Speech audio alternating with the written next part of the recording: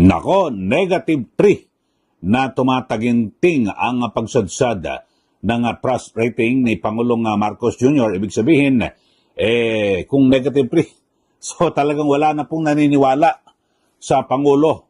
At samantalang si Vice President Sara Duterte, sa kabila ng kanyang mga inaabot ho na kung ano-ano mga intriga at akusasyon, ay lalo pa hong tumaas yung trust rating ng Vice Presidente. So, mamaya iisa-isahin natin at may mga reyon kung ilan po ang ibinigay na marka. Talagang grabe ho ito. At sabihin natin, ito po ang pinakasadsad na nakuha sa survey ni Pangulong Ferdinand Bongbong Marcos Jr. At siguro maganda ho, ito sinaliksik ko ito mga kababayan, at talagang hinanap ko yung naunang press con ni Yusek Claire Castro, na kung saan ang sinasabi niya, naku, todo-todo trabaho si Pangulong Marcos Jr. At talagang matindi raw halos hindi na raw po nagpapahinga. At talagang lahat po ay ginagawa po, nang sabi, araw-araw hindi humihinto sa pagtatrabaho. So talagang subsob sa trabaho ng Pangulo.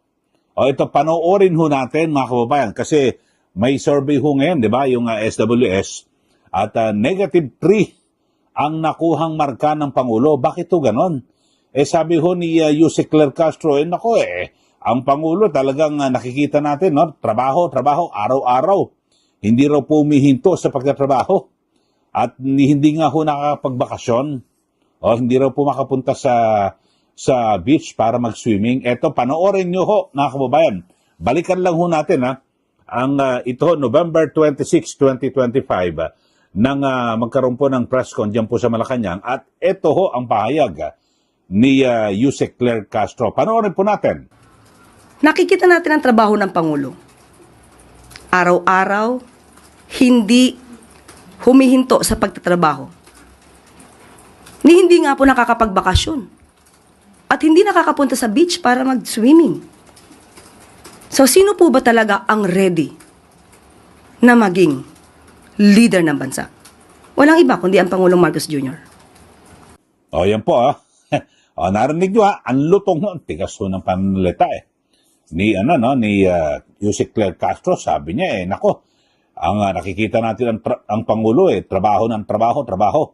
Araw-araw hindi raw po humihinto sa pagtatrabaho, hindi nga po nakakapagbakasyon at hindi nakakapunta sa beach para mag-swimming. So, sino po ba talaga ang ready na maging leader ng bansa? So, walang iba kundi ang Pangulong Bongbong Marcos Jr. So, yan po, napakinggan nyo So, ngayon, babalik ko tayo dito sa kasalukuyan.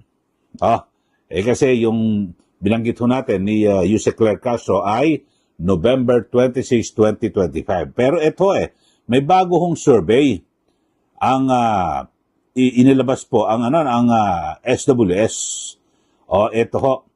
At mga kababayan, para po sa inyong kaalaman, ito, yung trust rating ni BP Sara, nako, tambak ho si Marcos Jr.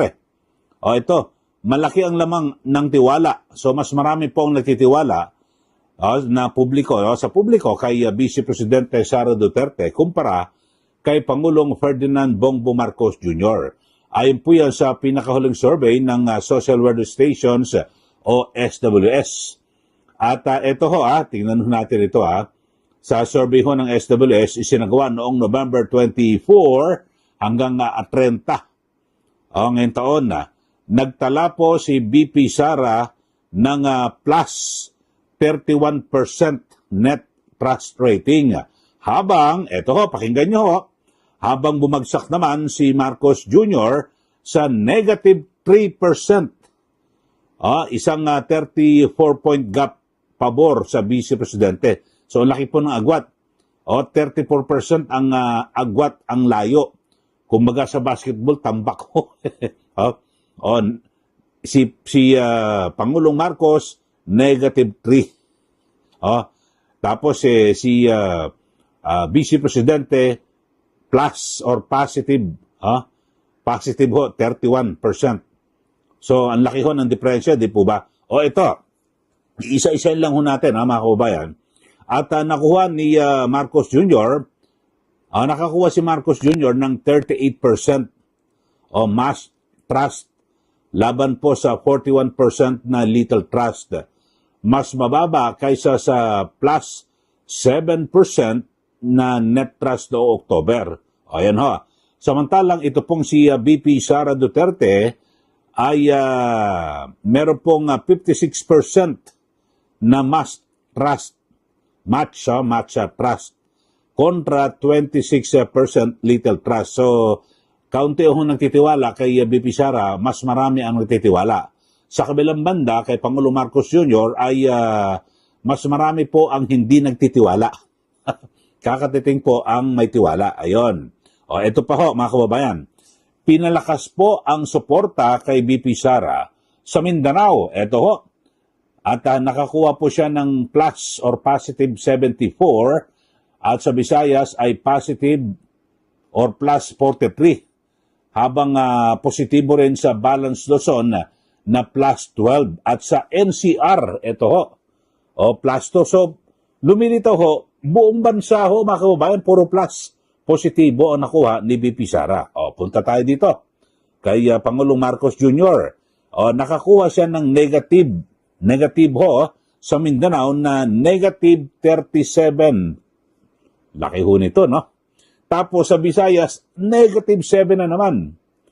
At sa NCR, ito mataas, negative 8. At yung Balance Luzon, o yun lang ho, nakakuha siya ng plus or positive 18. So yun ho, grabe ho, no?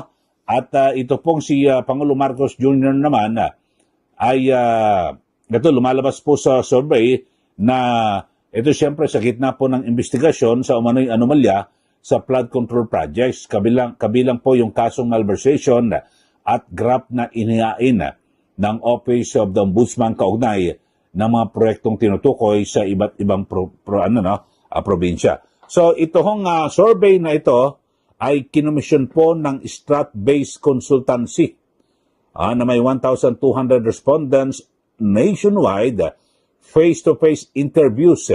O yun ho, mga kababayan, so harapang interview. O yan po ang resulta ng pinakahuling survey dito po ng SWS. O at binabagit, so parang kulang pa ho siguro ang pagtatrabaho ng Pangulo. At sabi ho, negative 3. So, grabe ho ito, mga kababayan, di ba? At kayo, ano ba sabi niyo rito? Kung negative 3, matindi ho ito. Talagang ubus na.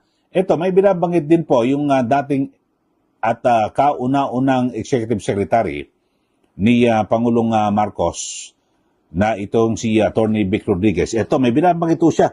Pakinggan nyo ho. Ito, babanggitin natin, babasahin natin. So, sabi po ni unang Executive Secretary ni Marcos Jr. na si Attorney Vic Rodriguez, ang pinakabagong survey ng SWS at nagpakitang bagsak sa negative 3% ang net trust rating ni Pangulong Ferdinand Marcos Jr. Ang sabi niya, wala na, hindi siya napaligoy-ligoy, mukhang upos na ang mandato. Di ba, kumbaga sa sigarilyo, naupos na, naubos. Naubos na raw po ang mandato ni Pangulong Marcos Jr. At ayon po kay Atty. Vic Rodriguez, na kanyang dati at kauna-unang Executive Secretary, hindi na simpleng numero sa survey, kundi malinaw na refleksyon daw ito o sumasalamin sa sentimiento ng taong bayan laban po sa kasalukuyang administrasyon. So, yun po, ang pinakabagong survey, negatibo na, trust rating ni BBM, so negative 3. O yun po, sabi po ni Atty. Rodriguez, malinaw na wala ng puwang para sa pagdududa ang mensahe ng publiko. Ayun. So, wala na po. Kumbaga sa naubos na raw po ang mandato, parang wala na po. Mayorya na hindi na po naniniwala at nagtitiwala kay Pangulong Marcos Jr. At ito, banggitin lang ho natin na tinukoy po ni Atty. Vic Rodriguez yung mga dahilan. Ito ho, number 1, massive corruption. di ba, yung ghost at substandard na flood control projects. O, ayan po, talagang grabe ho ito ang tumama dito po sa Marcos Jr. administration. Pangalawa, sabi po ni Atty. Vic Rodriguez, yung looting of public funds. Talagang yung talagang yung mga mga pandarambong ho, no? Ito meron din ho yung unconstitutional na 2025 General Appropriations Act. Yung yung budget ho 2025. Pati yung mga insertion, kung ano-ano mga di umano'y presidential kickbacks, at siyempre yung sinasabi na paggamit ho ng ipinagbabawal na gamot ng Pangulo. At para po kay Tony Rodriguez, ang mga isyong ito ay hindi lamang politikal na usapin, kundi seryosong krisis ng pamumuno at pananagutan ng gobyerno. Yun po, mga kababayan. So, kayo ho, sa ating mga kababayan, talagang mabigat ho ito, narinig nyo naman siguro, sabi ho ni Atty. Claire Castro, ang undersecretary dyan po sa Malacanang, talagang, ang inaatupag lang daw po ng Pangulo, puro trabaho, trabaho, trabaho, trabaho. Hindi raw po nagpapahinga. Hindi raw po nagbabakasyon. Kayo ho, ano masasabi nyo ho sa ating mga taga-subaybay dito po sa ating channel? Magbigay na po kayo ng comment dito. At para maibigay nyo rin ang inyong sentimiento dito po sa naging survey ng SWS na kung saan ay negative 3 ang nakuha pong marka ni PBBM, no? At ito kanina nabanggit ko na naman yung pero ito panoorin nyo ito, ayan. Negative 3 si Pangulong Marcos Jr. at positive 31 naman si VP Sara Duterte. So ito ho, malinaw na malinaw. Alam niyo ho, ay di ba, nakakapagtaka rin at nakakagulat dahil sa kabila ho ng napakaraming mga paninira ang inaabot ng ating Vice Presidente, di ba? Yung pinakahuli, mga kababayan, ito hong yung si na-vlog ko yan, si Ramil Badriaga, di ba? Na sinasabi, nagpakilalang bagman daw siya ng Vice Presidente at malapit daw siya, no? May kaugnayan. Pero ang ipinapakita lang ho ng mga ebidensya, yung mga nasa mga public events, halimbawa, nangangampanya si VP Sara, nandun si Ramil Badriaga, lahat naman sino kung pwede. Kasi kung talagang totoo na malapit ka kay VP Sara, magpapakita ka ng mga ebidensya na nasa pribado kayong lugar. O halimbawa ay mismong sa bahay, sa loob ng bahay ni dating Pangulong Duterte o sa bahay ni VP Sara Duterte, kumakain kayo, nag-uusap ng seryoso, yun siguro pwede pang paniwalaan na talagang meron kang relasyon o talagang malapit kayo sa isa't isa. Bakit ho? Kasi 'di ba, tayo naman ho 'di ba, kung malapit mong kaibigan, patutuloyin mo sa bahay mo, 'di ba? At patatambayan mo para doon kayo mag-usap kasi may tiwala ka, 'di po ba? So yun ho, pero wala po nakikita ang ipinapalabas lang ho ng kanyang abogado yung si Attorney Raymond Palad na dapat humadisbar dahil sa pagsisinungaling. Wala ko yung mga public events, lahat naman kahit sino ho, pwedeng alam niyo kapag politiko, kahit sino, tatabi lang ho sa politiko, magpapalitrato, papicture, okay ho kagad Di po ba? Kung minsan, bayan ka pa, kung ano man, ganyan ho talaga yung mga politiko hindi ka iisnabin. Di po ba? So, tapos gagamitin mong ebidensya. Tapos meron din ho mga kababayan na nakaamba. Ito matindi. Di ba? Sa kabila ng talagang grabe ho yung nagkaisa po yung mga kongresista, di ba, mayoryan na ipa-impeach ito pong si VP Sara Duterte. Kaya lang, minalas lang po siya. Bakit ho? Yung mga nagsusulong, nagdesisyon po ang Korte Suprema at nagdeklara na unconstitutional yung impeachment na ginawa po ng Kongreso noong 19th Congress. Kaya wala po, hindi nakalusot. Pumunta sa Senado, wala po. Hindi po nangyari yung kagustuhan po nito hong mga nagsusulong na mapaalis at mapatalsik po ito pong si VP Sara. So, yun ho mga kababayan ang pinakamatindi. Tapos ngayong Pebrero, 2026, ilang buwan na lang ho, mga kababayan, at malapit na ho. Di ba? Malapit na. Pwede na ho, kasi merong 1-year ban eh. So, pwede na ho. At maghain po muli ng impeachment. Ito pong mga nagnanais na mapatalsik ang Vice Presidente. Kasi bakit ayaw nilang labanan ng patas sa 2020? Itapatan nyo na lang na malakas na kandidato. Kahit na magsama-sama pa ho kayo, yung Marcos Jr. administration, yung pink, yung dilaw, makakaliwa, o kung ano mang kulay nyo, magsama-sama ho kayo, tapos palakas ho kayo. Kung sino man gusto nyong kandidato, tapos ipantapat nyo kay BP Sara. Kaso ang gusto nilang gawin, tatanggalin ho. Tatapunan ng kung ano mga putik, dumi, aligasyon, si BP Sara, tapos ay para mapatalis sa pwesto, tapos sila maglalabo-labo. Hindi, ang dapat ho gawin, pabayaan mong kumandidato si BP Sara sa 2020, tapos magpalakas din kayo ng sarili ninyong kandidato. Yan po ang tama at patas na laban. Hindi po sinisiraan nyo ng gusto. Ang Vice Presidente, gusto nyo pong pilayan o gusto nyo pong lumpuhin para sa 2020, hindi na po makabangon. So, yun po.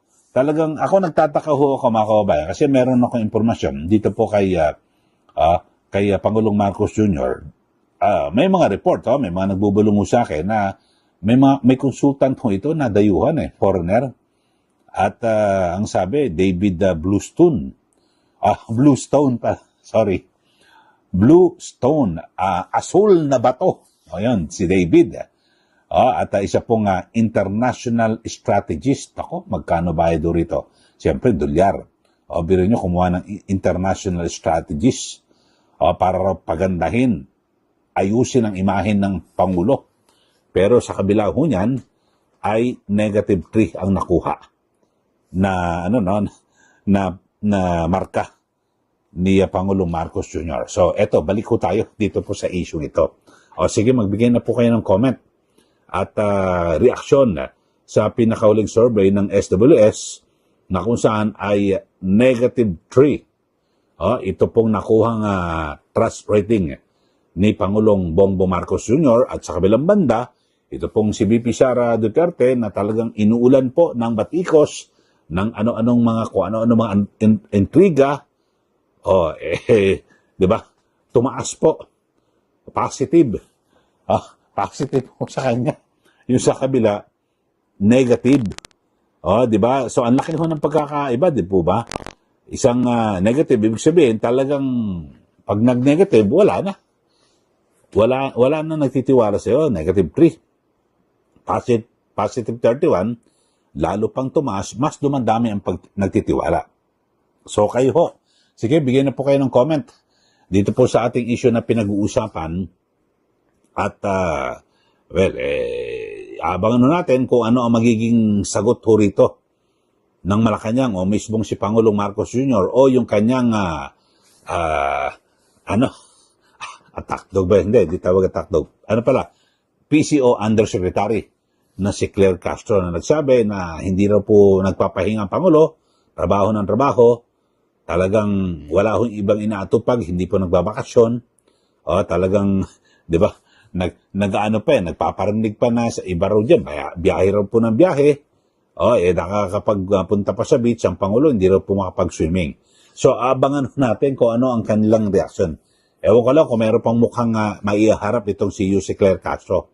Pero kung matigas yung kanyang mukha, sasagot yan ng baka, ewan ko kung ano kaya sasagot niya rito. -3. Tapos positive 31 kay BP Sara. Sige, kayo magbigay na po kayo ng comment at sa mga bago lang po sa ating channel,